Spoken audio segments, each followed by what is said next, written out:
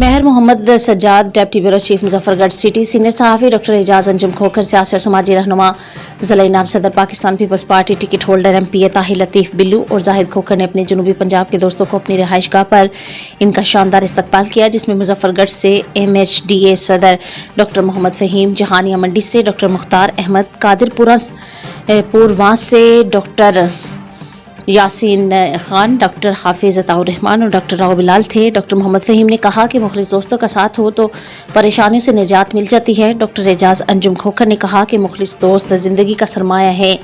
Doctor Mukhtar Ahmad ने कहा कि दोस्त अल्लाह ताला की तरफ से अता करदा नेमत और अनमोल हीरे की मानित होते हैं। आखिर में डॉक्टर मोहम्मद फ़हीम ने कहा कि खोखर बिरादरी का शुक्रिया अदा करते हैं। उन्होंने सियासी समाजी रहनुमाओं से मुलाकात कराई और कमाल मेहमान नवाजी की।